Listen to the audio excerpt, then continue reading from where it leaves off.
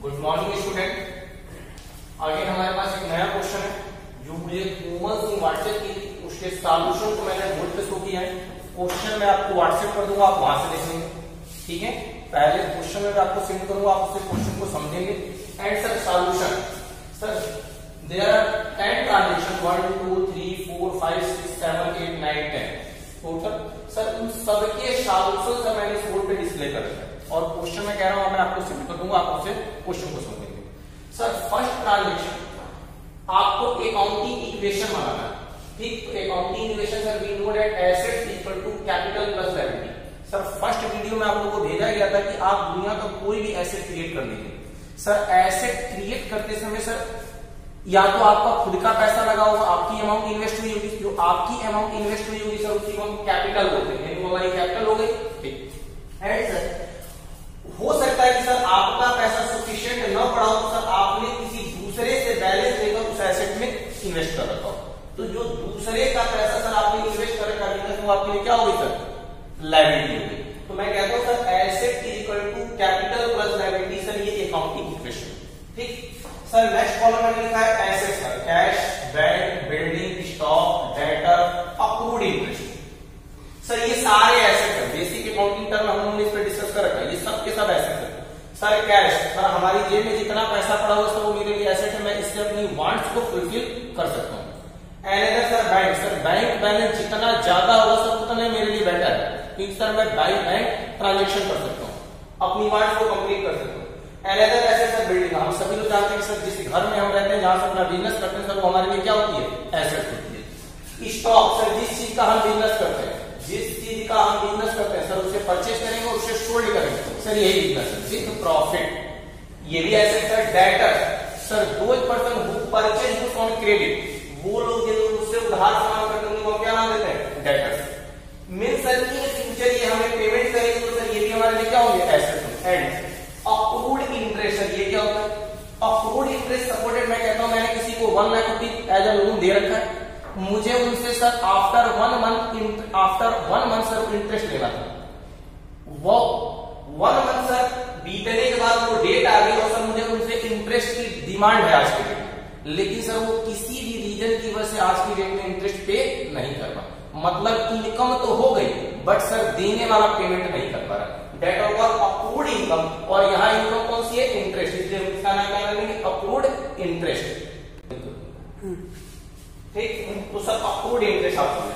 अब इस equal to इधर पहुंचे सर कैपिटल, सर आपको मैंने पहले बता रखा है कि sir owner own fund business में इन्वेस्ट करता है, debt investment is called capital, तो सर ऑनर का फंड।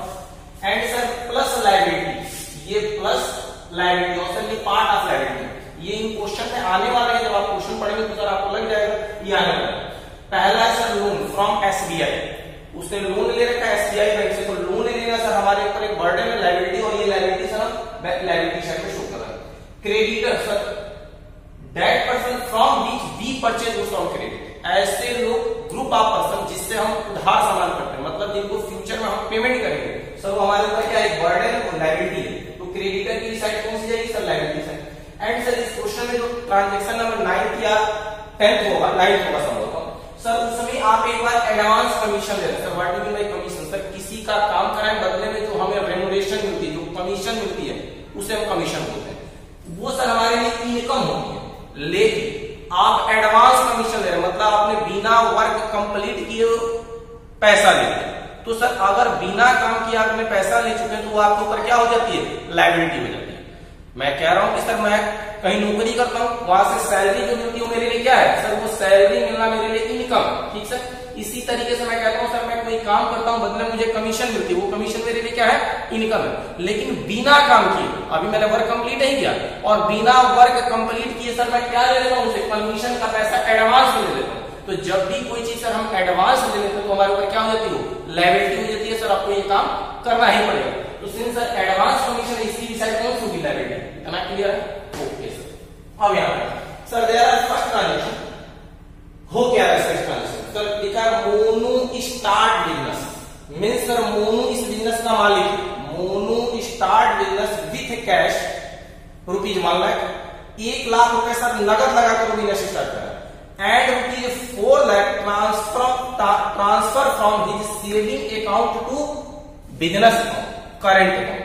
हमने क्या किया, 1 लाख रुपए सर मोनू ने नगद बिजनेस में लगा दिया, ठीक सर, और अपने सेविंग अकाउंट से 4 लाख रुपए ट्रांसफर कर दिए बिजनेस के अकाउंट में।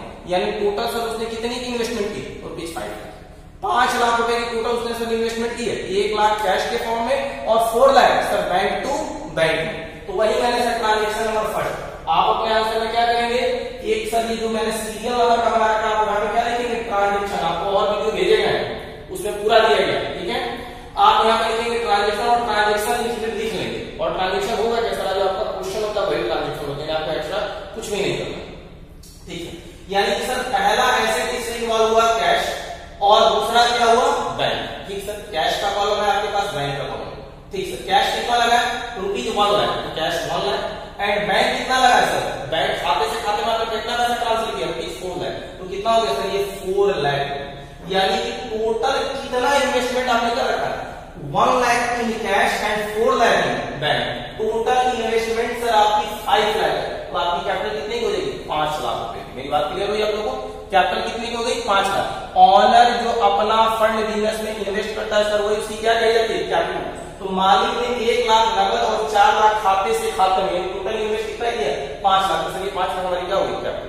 पहला ट्रांजेक्शन किया sir. Second transaction, second transaction क्या लिखा है, he purchase a building, he purchase a building by taking loan from SBI। Sir SBI से लोन लेकर वो एक बिल्डिंग खरीदता है, और लोन उसने कितना ले रखा है ₹10 लाख। लोन उसने ले रखा है sir ₹10 lakh. He purchased a building ₹12 lakh by taking a loan from SBI। SBI से सर उसने 10 लाख रुपए का लोन लेकर एक बिल्डिंग खरीदी, ठीक है। और बिल्डिंग है कितनी सर, बिल्डिंग 12 लाख की है, और लोन आपने कितना लिया है 10 लाख, बाकी का पैसा 2 लाख। इसका मतलब आपने खुद का पैसा लगा पेमेंट कर दी। तो वही सर मैंने सेकंड ट्रांजेक्शन कैश में कोई चीज नहीं है, तो सर डैश करके पूरा 1 लाख लिखेंगे। बैंक में सर आपके पास कितना रुपया पड़ा होता है ₹4 लाख, उस समय से आपने 2 लाख ट्रांसफर कर दिए किसको सर, वेंडर को, जिससे आपने बिल्डिंग खरीदी थी। तो 2 लाख रुपए सर आपने वेंडर को दे दी, तो 4 लाख में से 2 लाख माइनस में बचे कितना sir 2 lakh. Sir another asset is created, asset is कौन सा एसेट है सर, बिल्डिंग। कितने की बिल्डिंग है सर आपके पास 12 लाख की, 12 लाख की सर आपके पास बिल्डिंग होगी। मेरी बात आपको क्लियर हुई सर। आपने कैश में आपने बैंक से पेमेंट की केवल 2 लाख रुपए की, और बिल्डिंग नाम का एसेट आपने क्रिएट किया 12 लाख का, बाकी का 10 लाख। तो सर आपने लोन लिया, तो देखिए मैंने लोन में कितना लिख दिया 10 लाख रुपए। मैंने सर लोन लिखा हुआ है टोटल 10 लाख रुपए। मेरी बात आपको क्लियर हुई सर। आपने लोन लिखा है कितना रुपए 10 लाख रुपए, आपने लोन ले लिया किसी भी बैंक से SBI से 10 लाख रुपए, ठीक है सर। अब जरा दोनों तरफ ऐड करके देखें क्या इक्वल आ रहा है सर। 5 और 10 15 लाख, 5 लाख और 10 लाख सर 15 लाख, और इधर देखें 1 लाख 2 3 लाख 3 और 12 15 लाख। क्लियर है मेरी बात, मेरी बात आपको समझ रहा है, क्लियर है। अनदर ट्रांजेक्शन का लिखा सर, लिखा paid interest on loan ₹20,000 and installment ₹1 lakh. Sir Monu ने इस लोन का इंटरेस्ट पे किया है 20,000 एंड इंस्टॉलमेंट की पेमेंट की है 1 लाख। मतलब सर उसने टोटल कितना रुपया दिया है 20,000 का interest and 1 lakh rupees installment, यानी टोटल सर उसने पेमेंट कर रखी है 1,20,000 की। Total amount paid by Monu ₹1,20,000, ठीक है सर। इसे देंगे ट्रांजेक्शन नंबर 3। कैश में तो आप पेमेंट कर नहीं रहे, तो सर कैश में डैश करके आप पूरा वही उतार देंगे। सर आपने लोन की इंस्टॉलमेंट पेमेंट की है और इंटरेस्ट पे किया, सर खाते से आपके पैसा कटा होगा। टोटल सर आपके अकाउंट में कितना रुपया था सर 2 लाख। हाई आपने उसमें से 1,20,000 की पेमेंट कर दी, 1 लाख की इंस्टॉलमेंट और 20,000 का इंटरेस्ट। तो सर रिमेनिंग कैश कितना, रिमेनिंग बैंक बैलेंस कितना बचा सर 2 लाख माइनस 1,20,000 कितने का बचा 80,000 का। मेरी बात क्लियर हो रही है आपके पास सर। आपके पास टोटल 2 लाख रुपए बैंक में थे, और 2 लाख बैंक में से आपने 1,20,000 की पेमेंट कर दी। तो 1,20,000 की पेमेंट कर देंगे तो सर रिमेनिंग बैंक बैलेंस आपके पास कितना बचेगा सर 80,000। ये देखिए 80,000। सर बिल्डिंग से रिलेटेड कोई वर्क ही नहीं हुआ, तो बिल्डिंग उतना ही है जितना पहले था 12 लाख रुपए, ठीक सर। अब याद रखें सर, आप इंटरेस्ट की जो पेमेंट कर रहे हैं, जो पेमेंट आप कर रहे हैं उसमें जो इंटरेस्ट का पार्ट है, सर कितना है इंटरेस्ट का पार्ट? 20,000। 1,20,000 में से 20,000 इंटरेस्ट है, सर इंटरेस्ट एक्सपेंस होता है, और एक्सपेंस कहां से डिक्रीज होता है? कैपिटल में से। तो देखिए मैंने वही कैपिटल 5 लाख में से इंटरेस्ट का 20,000 माइनस करके कितना लिखा है? 4,80,000। मेरी बात आप लोग क्लियर हो गई? ठीक सर। एंड सर आपने जो लोन ले रखा था रुपीज 10 लाख का, उस 10 लाख में से आपने 1 लाख की इंस्टॉलमेंट पे कर दी, उस 10 लाख में से सर जी आपने 1 लाख रुपए का इंस्टॉलमेंट भर दिया, तो सर लोन 10 लाख में से 1 लाख आप भर ही चुके हैं, इंस्टॉलमेंट पे कर चुके हैं, तो रिमेनिंग लोन कितना बचता है आपके पास? 9 लाख रुपए की। मेरी बात आपको क्लियर हुई? आप ऐड करके देखिए 480 और 9 लाख 13,80,000, और इसको ऐड कर 12 और 13,80,000। क्लियर? ट्रांजेक्शन नंबर 4 देखेंगे सर। ट्रांजेक्शन नंबर 4 क्या है? क्वेश्चन कह रहा है he purchase goods on credit rupees 1 lakh. Transaction number 4 में सर उसने ये कहा है कि he purchase goods on credit, ठीक है, उधार खरीदा। कौन कौन इसमें इन्वॉल्व है? सर क्रेडिटर जिस उधार खरीद देते हैं, और एक सर स्टॉक।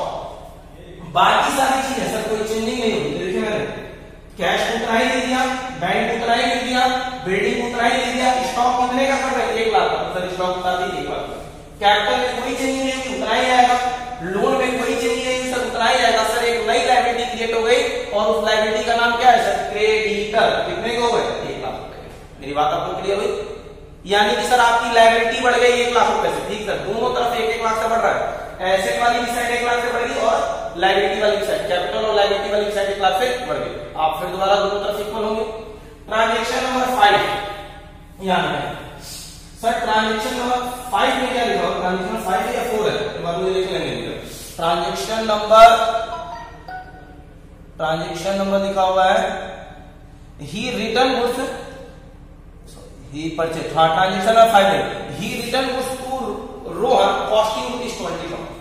बाद में सर 1 लाख का सामान खरीदने के बाद सर इसने 20,000 के गुड्स रिटर्न कर दिए, वापस कर दिए। ठीक है सर, वापस करेगा तो आपके पास स्टॉक कम हो जाएगा, बाकी चीजों में तो कोई अंतर पड़ेगा नहीं। तो बाकी चीजों को देखिए मैंने ऐसे डैश रखा, डैश उतना ही उतार दिया, डैश उतना ही उतार दिया, डैश उतना ही उतार दिया। लेकिन सर 1 लाख के स्टॉक में से 1 लाख के स्टॉक में से आपने 20,000 के गुड्स रिटर्न कर दिए, वो तो डिक्रीज कर गया, वो तो डिक्रीज कर गया। तो sir 1 lakh minus 20,000, remaining stock कितना बचा सर आपके पास? 80,000। क्लियर मेरी बात? कैपिटल से रिलेटेड कोई काम नहीं हो तो सर उतना ही उतर जाएगा, लोन से रिलेटेड कोई काम नहीं हो तो सर उतना ही उतर जाएगा। एंड सर क्रेडिटर में आपने 20,000 माइनस कर दिया। क्यों माइनस कर दिया? बिकॉज सर आपने गुड्स वापस कर दिए।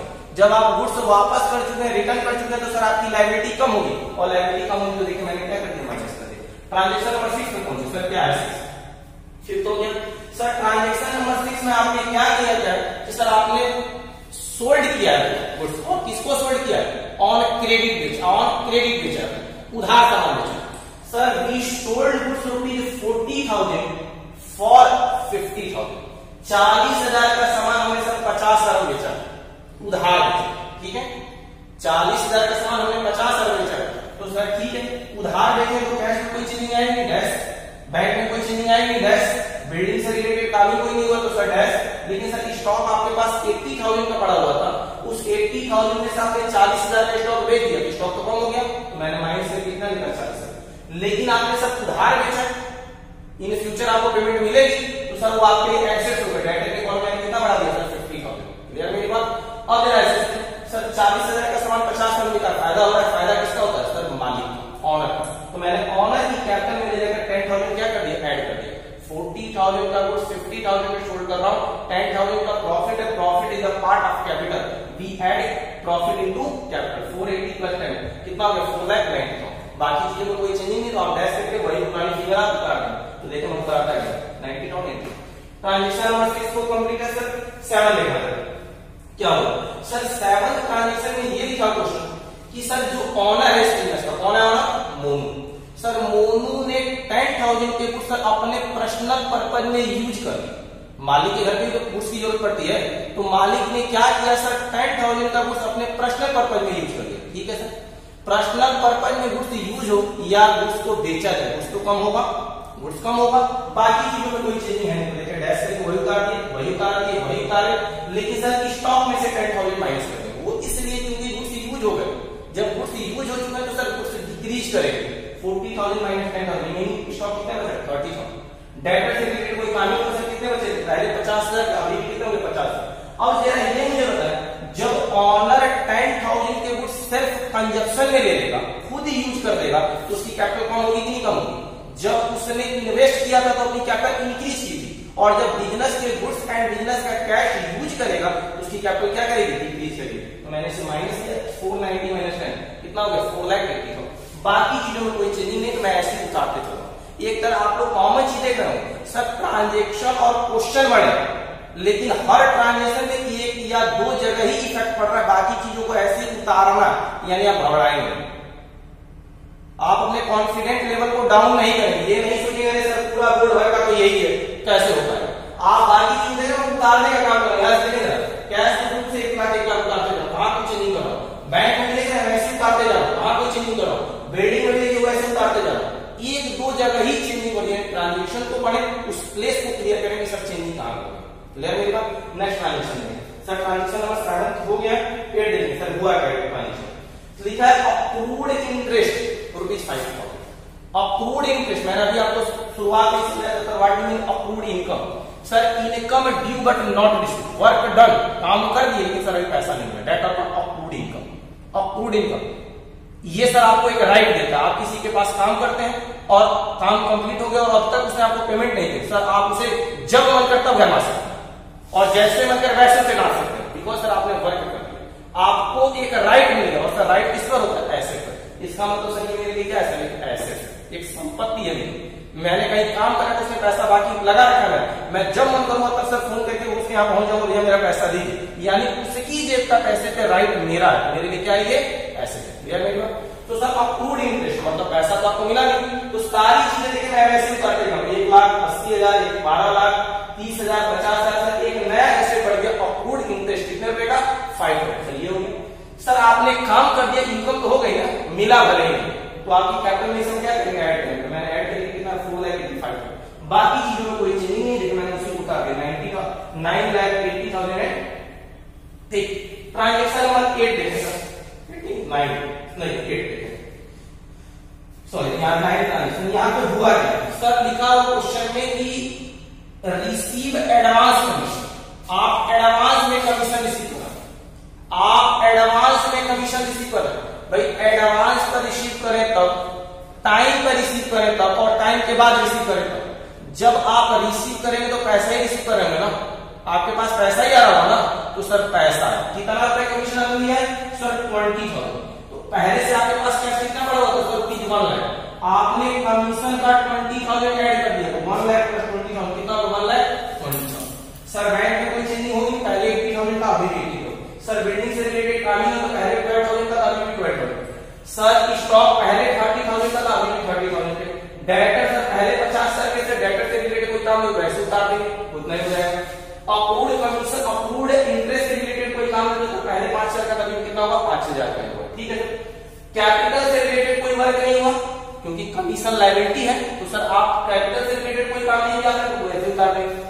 लोन से रिलेटेड कोई काम नहीं हुआ, ऐसे उतार देंगे। क्रेडिटर से रिलेटेड कोई काम नहीं हुआ, ऐसे उतार देंगे। लेकिन एक नई लायबिलिटी क्रिएट हुई सर, आपने एडवांस में कमीशन लिया, यानी जब आपने कमीशन का पैसा एडवांस में लिया होगा उसी समय आपके सर पर एक बर्डन आ गया होगा, यार उसका काम कराना पड़ेगा, उसका काम कराना पड़ेगा। सर आपके पास एक नई लायबिलिटी आ गई, that liability is known by advance commission. तो सर एडवांस कमीशन कितना लिया आपने? 20,000। ये यहां से स्टार्ट हुआ, 20,000 हो गया। एंड इस क्वेश्चन का सर लास्ट ट्रांजेक्शन है, क्या है लास्ट ट्रांजेक्शन? आपको याद आ रहा है आपने कभी किसी उधार सामान बेचा था? ये सर बेचे थे, 40,000 का सामान कितने बेचे थे? 50,000। आज उस बंदे के पास पैसा है और आपको फोन करके कह रहा है भैया 10,000 लेकर आ रहा हूं, हम करें लेकर चले, वो 10,000 लेकर आ रहा है, ठीक है सर 1,20,000 कैश तक आप पहुंच गए थे, उसने 10,000 पैसे आपको दे दिए, तो 1,20,000 प्लस 10,000 कितना? 1,30,000। ये हो गया, ठीक सर। बाकी चीजों में कोई चेंजिंग नहीं हुई, बैंक को ऐसे उतार रहे, बिल्डिंग को ऐसे उतार रहे, स्टॉक ऐसे उतार रहे, लेकिन सर डेटर में जो चेंजिंग होगी ना, वो जब 10,000 देगा, जब आप किसी उधार खरीद के कुछ लाते हैं और यदि पेमेंट करते हैं, आप दुकानदार के पास खड़े होकर क्या कहते हैं? अरे भैया वो नाम में से 10,000 काट दीजिए, पैसा दे दीजिए।